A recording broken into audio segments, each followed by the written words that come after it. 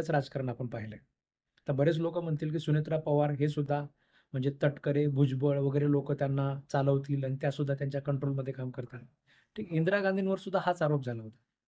सांगायचं एवढंच आहे, की पुरुषांचा भोंगळ राज्यकारभार तर आपण बरेच दिवस झालं पाहतोय. एका महिलेला संधी देऊन बघायला पाहिजे. आपण तिला विनाकारण जे जज करतोय ना, की म्हणजे घरात आज चिता अजून थंड झाली नाही आणि एवढ्या लवकर बाहेर पडली. एक गोष्ट कधीही लक्षात ठेवा, की ज्यावेळेस अशा प्रकारची घटना घरामध्ये घडत असते, याच्यामुळे महिला कधीच कमजोर होत नाही.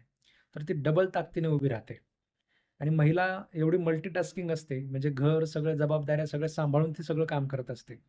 त्यामुळे एका महिलेला संधी आपण द्यायला पाहिजे. सगळं जे भोंगळ राजकारण आपल्याला आपल्या मनाला सुद्धा आपलं असं झालं, की पुरुषच राजकारण करू शकतो, पुरुषच सत्ता चालवू शकतो, महिला करू शकत नाही. उगा विचार करा महाराष्ट्रामध्ये किती महिला मुख्यमंत्री आहेत. जर असतीलही जरी महिला मुख्यमंत्री, तरी कोणती तरी महिला मुख्यमंत्री तुम्हाला अशी दिसते का, की जिच्या हातामध्ये खरंच सत्ता आहे, जी खरंच काहीतरी एखादं स्टेटमेंट करू शकते स्वतःहून कुणाला न विचारता? ठीक आहे. जर अशा प्रकारचं एखादा महिला जर पुढे येत असेल, तर आपण तिचं समर्थन केलं पाहिजे. इव्हन महिलांनी तरी समर्थन केलं पाहिजे. ज्यावेळेस अजित पवारांचा मृत्यू झाला, त्यावेळेस मी काही लोकांचे स्टेटस मी पाहत होतो.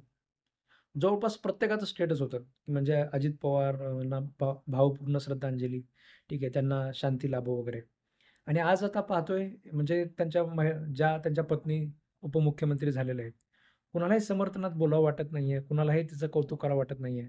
उलट याच्या विरोधात स्टेटस दिसतंय. प्रत्येकजण त्याच्यामध्ये म्हणतोय, की चिता अजून थंड झाली नाही, फक्त राजकारण वगैरे आहे. अशा निगेटिव्ह विचार करून आपण त्याच्यामध्ये एखाद्या महिलेला खचून जाण्यासाठी आपण भाग पाडू शकत नाही.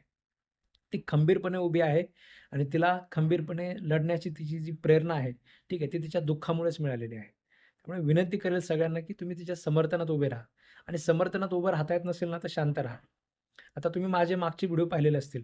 मी कधीही त्याच्यामध्ये अजित पवार गटाला त्यांच्या स्मरणार्थ त्यांच्या समर्थनार्थ मी एक शब्दही आतापर्यंत कधी बोललेलो नाहीये. आणि सुनेत्रा पवार आल्यामुळे काही त्याच्यामध्ये सत्तेमध्ये वेगळा काही असा बदल झालेला नाहीये. म्हणजे हा विषय पॉलिटिकल आयडिओलॉजीचा नाहीये.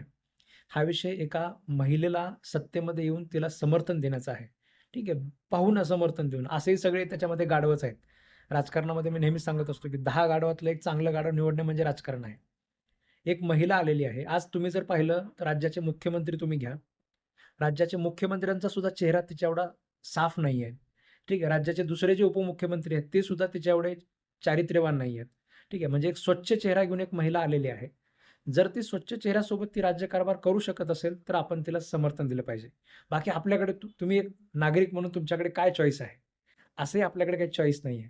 तर जर एखादी चॉईस चांगली मिळत असेल, जर होऊ शकत असेल काही चांगलं, तर सगळ्यांनी त्याला